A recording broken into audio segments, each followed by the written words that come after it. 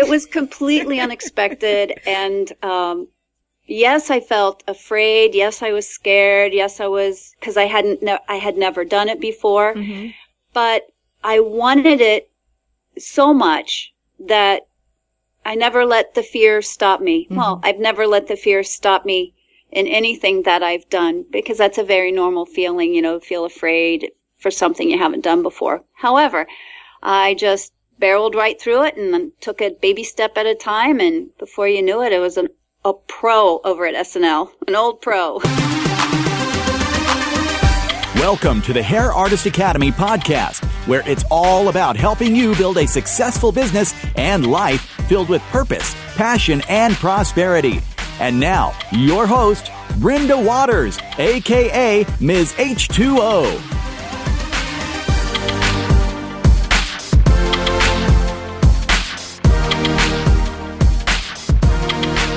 Hello and welcome to the Hair Artist Academy podcast. I am your host, Brenda Waters, but many of you know me as Ms. H to the Izzo.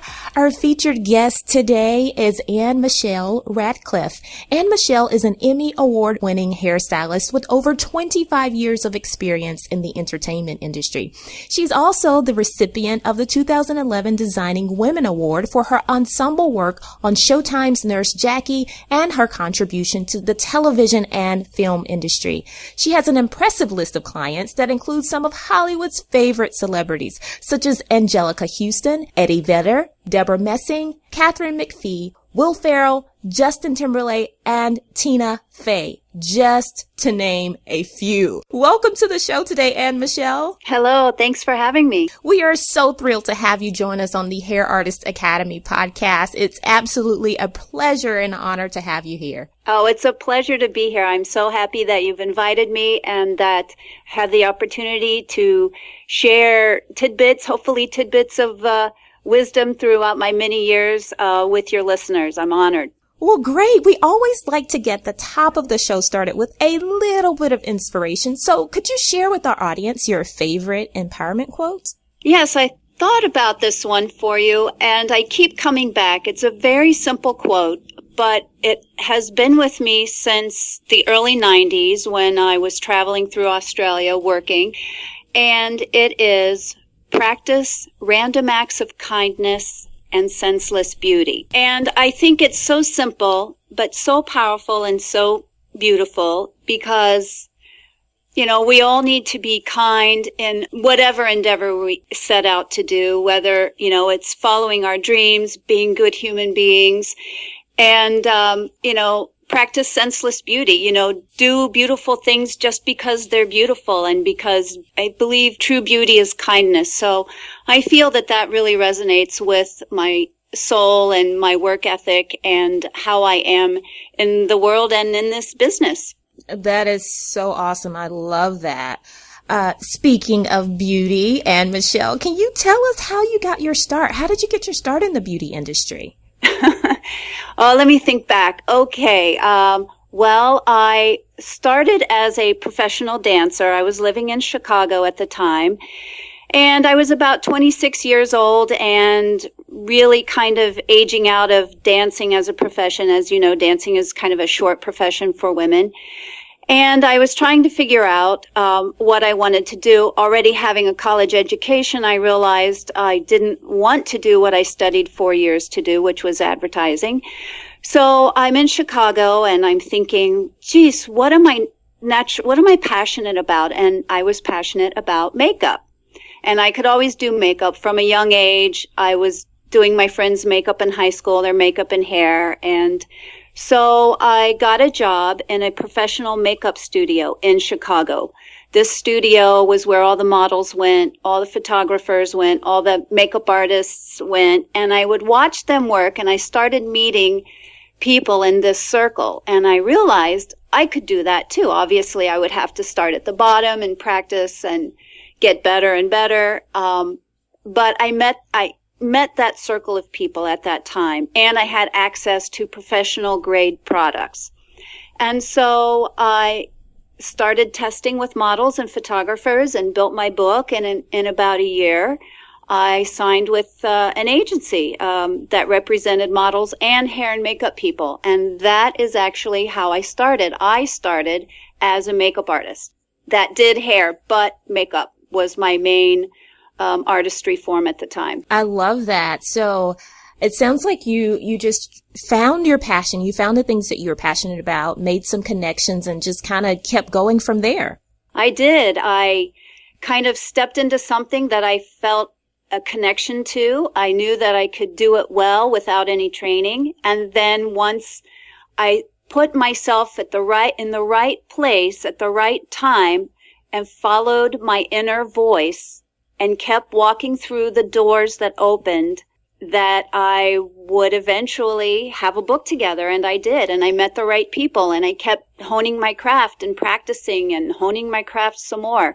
So it was a real gradual evolution of beginning to learn the craft of makeup. Awesome. So you mentioned testing. Can you explain to our audience what that means? Sure. Testing, when you're building your portfolio, your photographic portfolio, is when you get together with a model and a photographer and yourself, whether you're doing hair and makeup or you're just doing hair or makeup. You can do both at the same time. You can do one or the other. And preferably if you bring in a wardrobe stylist too.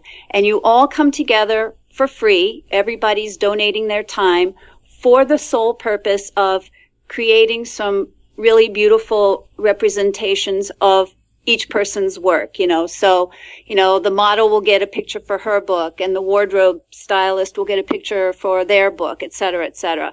And so you all come together and you donate your time, and hopefully you make beautiful photograph, and everybody's learning all at the same time. But ultimately it's to get a photo to build your portfolio. So you start building your portfolio, and eventually you get signed by an agency. So how did that process happen for you? Was it just over time you started getting pictures and better pictures and better pictures, and then you actually shopped your portfolio to agencies, or did they seek you out? No, I built my portfolio. Like I said, it took about a year of testing, constant testing, for me to build a strong portfolio and also develop my hair skills. Because at that time, I didn't really have any strong hairstyling skills. In fact, I was still a little afraid of hair, but I considered myself a makeup artist that could move hair around rather than style hair. Mm-hmm.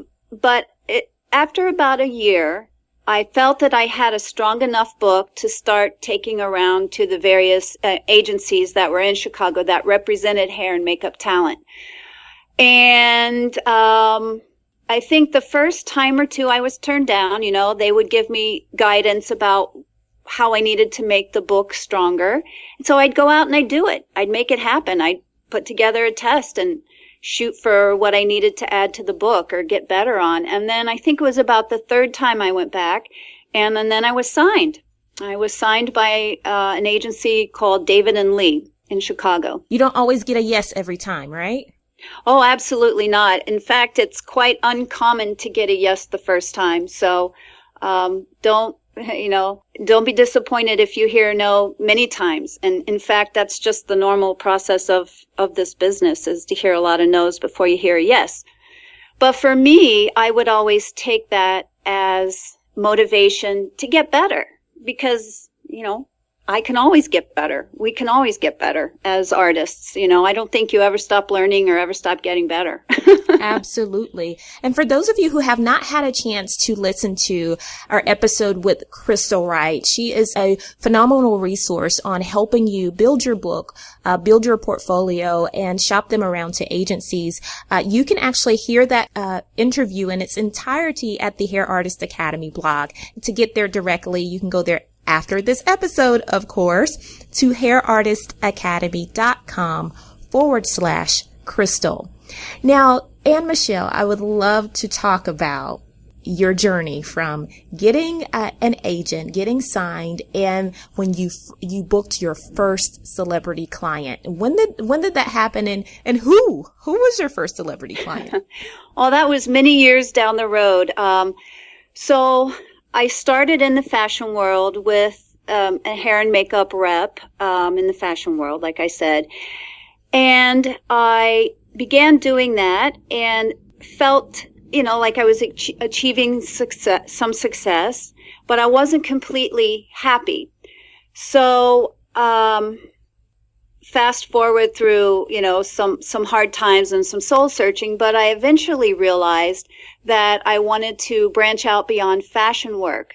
So I, never having done this type of makeup before, approached Chicago Lyric Opera, and I found out who the makeup and hair master was, and I just approached them and said, I want to paint faces for the opera, which is a whole nother type of makeup. And I didn't have any representations in my portfolio for it. And I heard no a couple times, and I kept knocking on the door, and finally I heard a yes. And that was the first transition towards television, theater, television, and film that I had. So I worked at the Chicago Lyric for a while. And then I got an offer to travel to New York City to do hair and makeup with American Ballet Theater. And I thought, wow, this is so amazing. Having been a dancer, to work with, one of the country's premier ballet companies was just mind-blowing. So of course I took it. It was a 6-week booking, and I took it. And I came to New York City. I didn't move there full time yet, but for 6 weeks I took it, and it was transformational. So perhaps that was the first time I worked with a really famous person, although it was very secular, meaning that this person was super famous in the ballet world and not. So I started having bits of experiences with very famous people, but in very kind of small circles. And it wasn't until I began working on, when I began on Broadway, again, very famous people that are known in the Broadway circle, smaller circles. But it wasn't until I started working on Saturday Night Live that I really had the opportunity to work with some really, across the board famous people. And it was very exciting, and I guess it was very exciting when it first started happening, and I really felt like I'd made it. Oh, wow. So I'm sure many of our listeners are thinking, this is something I want to do. This sounds really exciting. So could you give us a little bit more of an inside look behind the scenes of, so you get on Saturday Night Live. How were you able to land that job? A lot of hair and makeup artists are thinking, oh my God, I wish I could have that opportunity. So how did that happen for you? So how did I end up at Saturday Night Live? Well, it's quite a funny story. Certainly unexpected.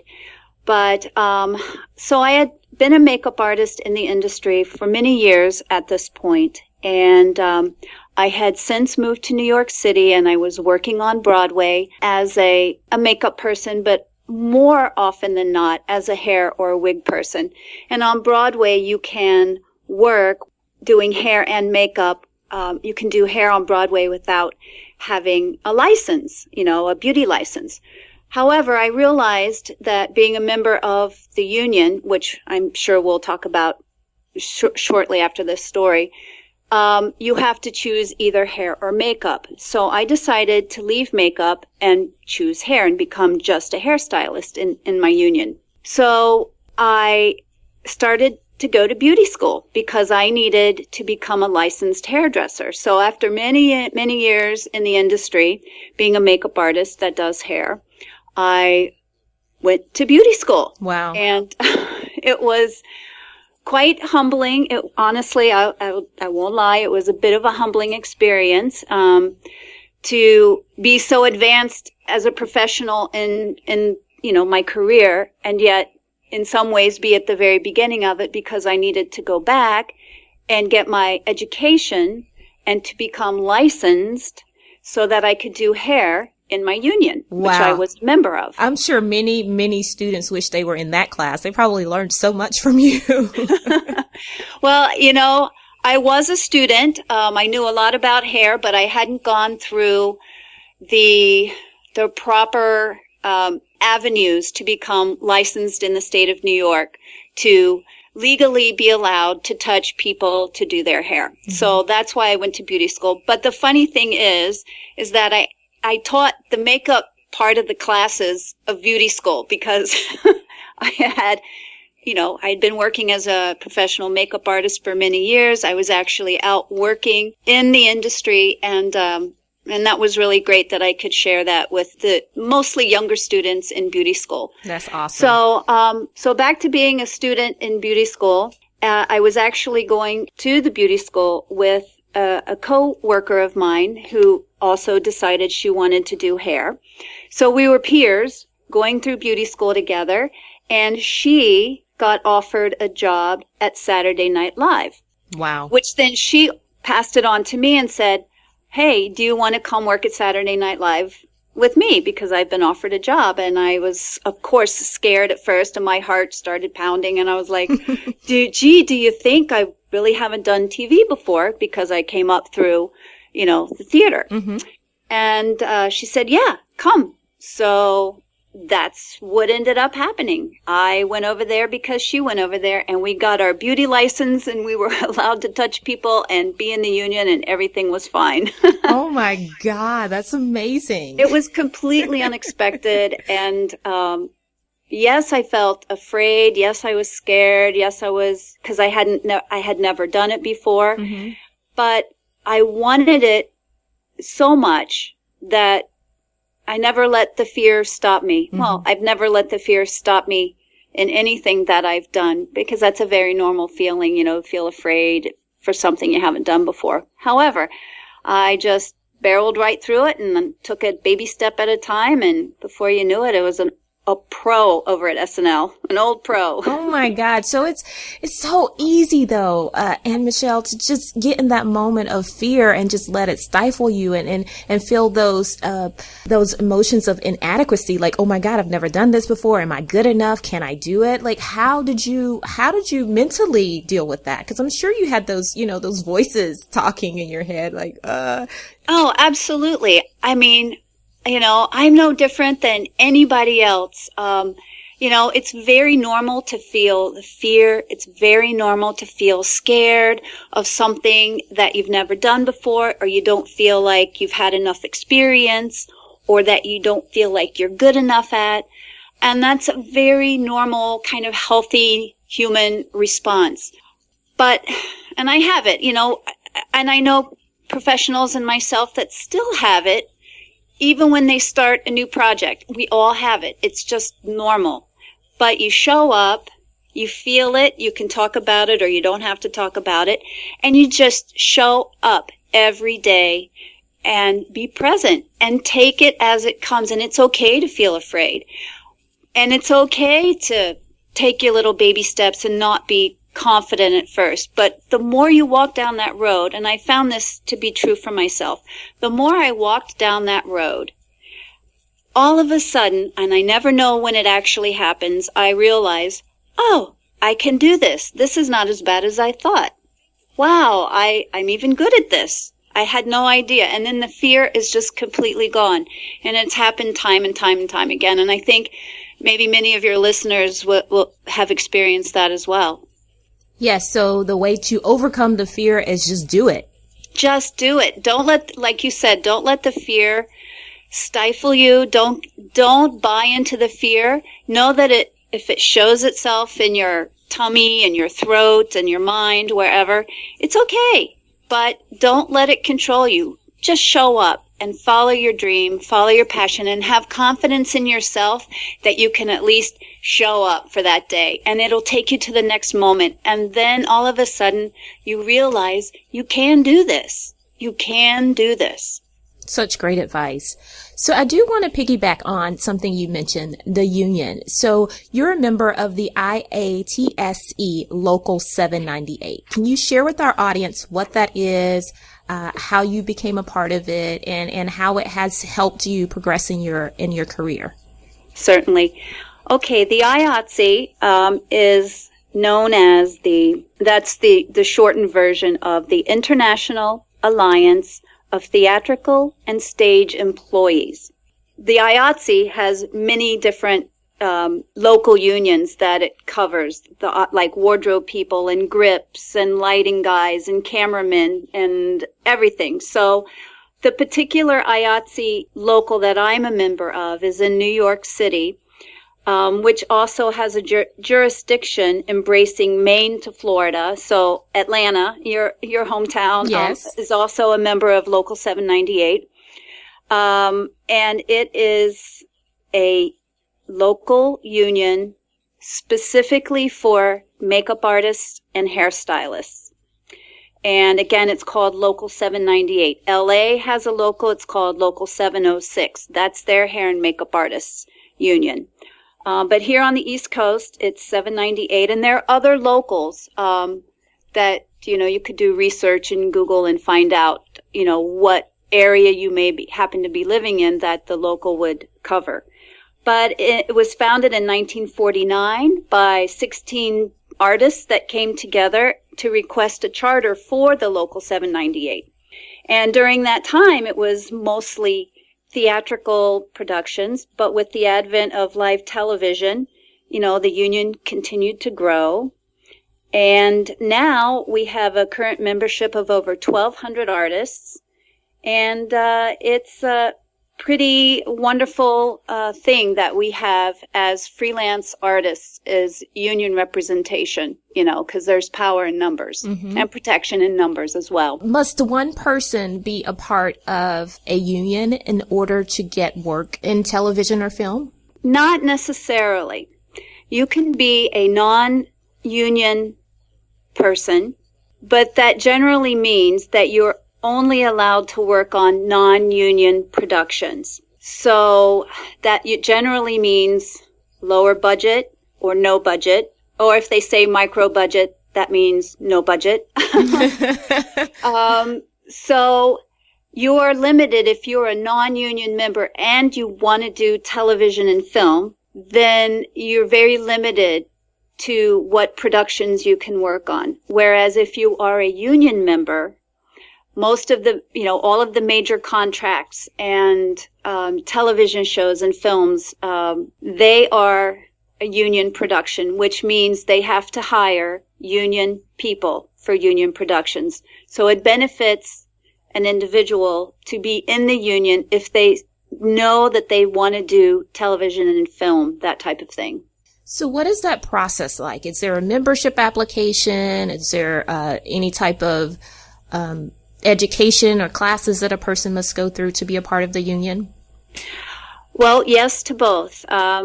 It's actually quite an extensive application process, which I don't want to go into here, but I can give your listeners the website for Local 798, and it lists very clearly and extensively all the things that are needed, education that's needed, items that are needed, and they make it not easy on purpose because they really want the people who are dedicated and motivated and committed to being a union member and working in this type of field, because it's grueling work. It's not, maybe from the outside it seems very,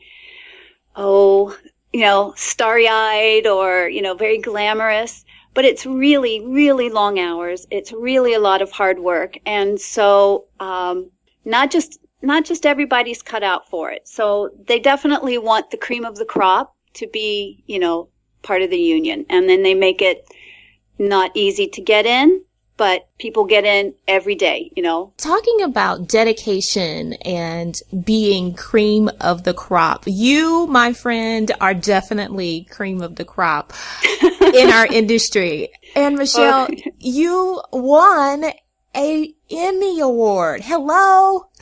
Well, thank you. I'm very blessed to have been honored with that, for sure. That is phenomenal. Congratulations. It's something that I think we all strive for in our industry. But can you take us back to that day? Take us back to the day where you were informed about this nomination and the possibility of winning. And what was that all like?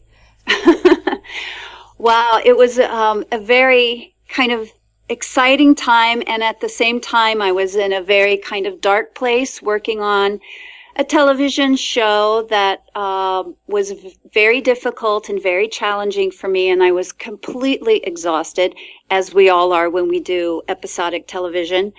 So I had moved on from Saturday Night Live. I was no longer on the crew because I had moved to, like I said, a television production. It was an episodic weekly show that we did.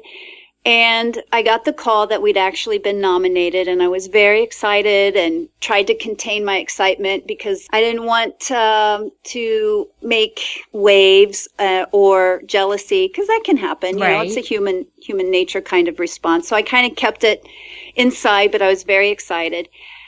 And then when it came time to go out to LA for the awards, my coworkers from SNL were not available to go because it was their first show of the season. Mm-hmm.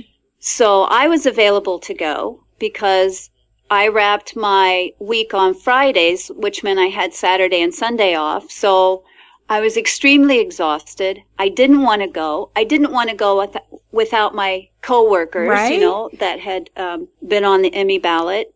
But I had to go and represent them anyway. So my husband and I went out, and again, much to my chagrin, I didn't want to go. I was exhausted. And we had dinner that night, and, you know, we're like, okay, I'm not going to win. And, we, you know, not going to win. Let's toast to, you know, trip out to LA. So, but he said, just in case, here's a pen, here's a paper, jot something down just in case you do get called. And you go, because I had to go up on stage by myself, so you don't black out. So I did that. So I get ready, and it's like 1 p.m, and you're all glammed up, and you walk the red carpet, and it's 1 p.m. It doesn't make any sense. It doesn't feel right. So we get into the theater, and was kind of interesting because our seats were very close to the stage and right on the edge. And I'm like, well, this is kind of weird for somebody that's not going to win. Mm-hmm. Okay, well, I don't know. And then they started reading, giving out the awards. And very shortly after the beginning of the show, the best hair for multi-camera series or special came up, which was our category. And they read all the nominees, and my heart started pounding. And then they announced, that we had won. Oh, myself and my 2 coworkers. And the first thing that flew through my head was, oh my gosh, I have to get up and walk up on stage all by myself now. It wasn't like joy, it was like terror. I have to go up by myself in front of all these people and make a speech. Right? I'm behind the camera for a reason. So I did that, and thank goodness my husband made me write something down, because whatever I wrote down, I managed to get that out in my short 90 seconds, which feels like 90 hours when you're up there. Wow. And so I thanked everybody. I didn't say the wrong names, and although I did embarrass myself when I got up there on stage. I'm from West Virginia. My mother's from Texas, and being that I lived in New York City, there's still a bit of a country girl in me. And I get up there on stage, and I accept the award, and I turn around and I look at this auditorium filled with people, and I didn't know what to do. So I slapped my knee and said, I think I said, oh gee, or something like that. And I just became all cute country girl again for a split second. I can't believe I did that, but I did. I love it. I love it. This is so amazing. That's why they teach us, growing up, I came from a very religious background, and they would always make us go up in front of, the church audience and give a speech, because that's like one of the main things that people fear. Talking about fear is public speaking. It's like number 1 on the list for a lot of people. So I can imagine for you in an auditorium, like a theater full of people, or your peers and artists, that was probably pretty terrifying. It was terrifying. And again, I come back around. It's okay to feel afraid, but just show up and do it. Show up and do it. And I remember what I said. I slapped my knee and I said, "Hi, everybody." But, it was so real. And I had several people come up to me after the show and said, your speech was so cute. Your speech was my favorite speech. I guess because it just came from the heart. And obviously it was for the Creative Arts Emmy. It wasn't the main Emmys. So it's all the people behind the scenes, behind the cameras, people you don't see who perhaps don't feel comfortable speaking in public like that. So it was very sweet and made me feel better that I did a knee slap and said, hi, everyone. I think that's so awesome because it's always best to just be your true, authentic self. And that's just the girl. That's where you came from. And that came out at that moment. And I'm sure everybody, from your hometown was so excited. I think everyone in that theater could relate to that true moment somewhere in their own life, from their childhood, before they got famous or whatever, I really, it was a real moment. So yeah, you're right about that. So I want to talk a little bit about working on set. So there are lots of things, some of us look at the credits as they scroll at the end of movies or television. Some people don't, but I notice. So you see different things mentioned on there. One in particular is a key hairstylist. What exactly is a key hairstylist? That's a good question because it's something in my union, in our union, for hair and makeup artists that it's kind of changing. The definition is kind of changing, and it happened a few years ago.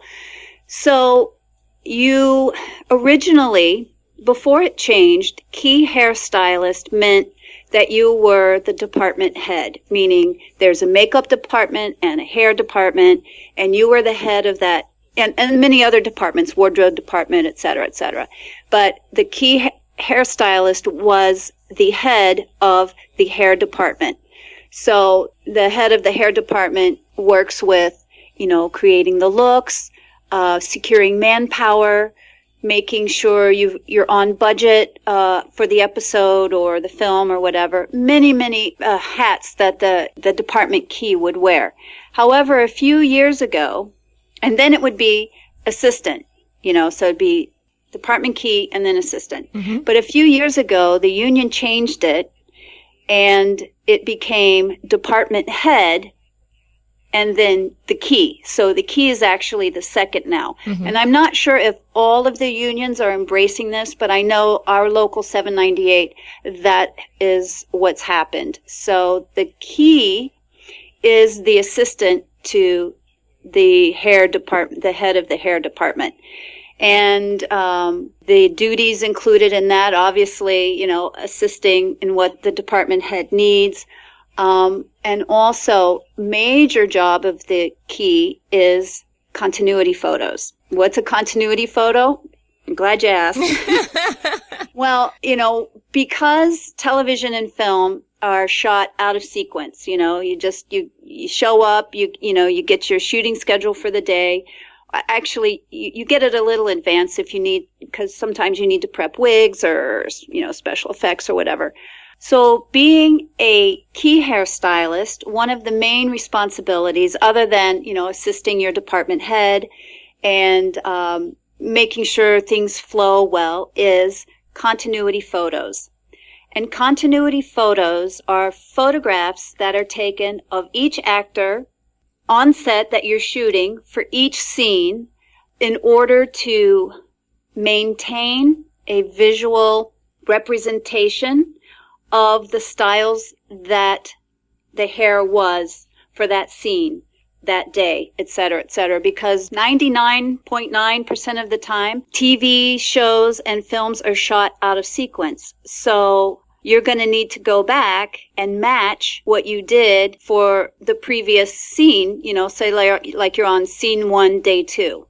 And then, a week later, you're going to come back and shoot the evening part of scene 1, day 2 with no hair change or with a hair change. You just need a visual reference if you need to match the hairstyles or you need to see what you did so that you can make something a little different. But it's a very important job that the key hairstylist has, is taking photographs and doing continuity pictures. And it takes a lot of time. Like, you have to not be on set. You have to be in the camper or in the hair and makeup room and spend time doing that. So yeah, it's a very interesting part of television and film hairdressing work that you don't ever think about, or that you don't really even know about unless you're behind the scenes and you have access to it, or you've been exposed to it or told about it. So what you're saying to us is that when we watch a show on television or watch a movie, that was not all shot in sequence. There's some days that some scenes that were shot on day 1 and some scenes that were shot on day 29, and then they went back to day 3.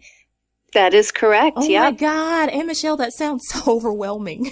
It's a whole nother level of hairdressing that just, regular hairdressing, going through beauty school and working in a salon. And there's nothing wrong with that. I'm just saying that it's a completely different world with completely different focus and responsibilities and things that you have to do. Yeah, right, it is. It's amazing. That is amazing. So, sounds like it requires a lot of focus and organization skills. Yes, it does. To be a department head or a department key, it definitely requires a lot of organization skills.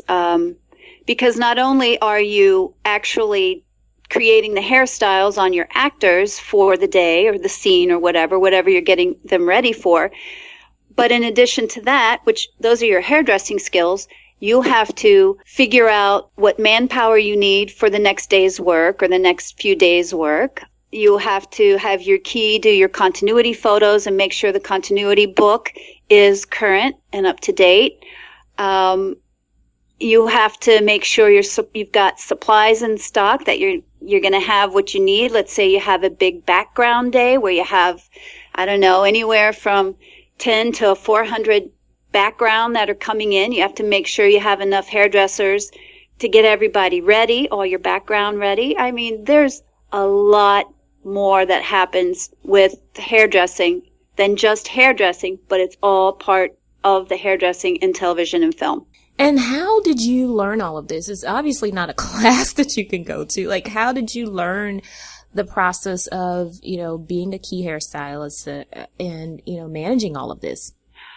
I learned perhaps the best way, working my way up through the ranks, baby steps at a time. I went to Saturday Night Live, and that is its own unique experience. There is no other production, television or theatrical production like it anywhere in the world. But having come from a theatrical background like Broadway, it's kind of like Broadway on steroids, live on TV in front of cameras, and go at 11:35. Oh my God. So learning my way up through the ranks, SNL, and then I started getting calls to day play. Now you ask what day play is. Well, day play is when film or a television show, the hair department has a lot of background people that need to be done just for that day. So instead of being on staff full time on that production, they hire daily help, which is called, dailies or day playing. And so I would go in, or, when you're called, you get your call time, your location, you bring your own kit, you bring your own styling stuff with you. So it's also a career schlepping when you're doing production work. And you go in, and the key, it's usually the key that will give you the direction for what hairstyles they want you to create. And so then you do that, and then you go to set, and then you just start seeing how things are run, how a set is run, proper etiquette on the set, and then just working, for me, working my way up, step by step by step, moving up higher, seeing how things are done.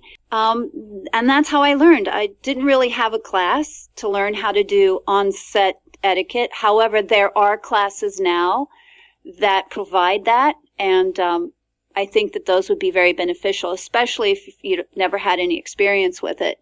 And you could Google it. I know there are classes given by the union, and there are other, like, professional makeup classes that also talk about set etiquette, and that's a whole nother world. Well, AnneMichelle, you have given us such a plethora of information already, and I feel like you're just getting started. Like, this is just the tip of the iceberg. It is just the tip of the iceberg. There's so much more information and things that you've never thought of before that actually happens as a hairdresser in the production world of television and film. It's really exciting, and there's a lot more to share. Well, here's what I think we should do. I think the Hair Artist Academy podcast listeners, and I said I was going to condense that because that is just too long to say. So the HAA podcast listeners would love to hear more from you, and I would love to hear more from you. So what we're going to do is have you back on as a part 2. So this is going to be our first part 2 interview on the HAA podcast. What do you think of that? I think that's so fantastic, and I'm so honored. Thank you so much. Awesome. It's a pleasure. We're so honored to have you here, and we're so grateful that you're sharing all of this inside, behind the scenes information with us. And AnneMichelle, before we go, how can our audience find out more about you? Well, you can go to my website, which is www.AnneMichelleHair.com. That's AnneMichelleHair.com. And that is the most direct and best way that you can find out more about me. I'm also on Google+, Facebook, Instagram, and Pinterest under Anne Michelle Hair. Perfect. Please subscribe to our podcast, and please make sure you rate the show, because the more ratings we get, the higher up we get on the list, and the more we can get our message out to the world. And until next time, live your purpose, pursue your passion, and be the prosperous beings you were born to be. Thanks for listening to the Hair Artist Academy podcast. For the show notes and links discussed in today's episode, visit hairartistacademy.com.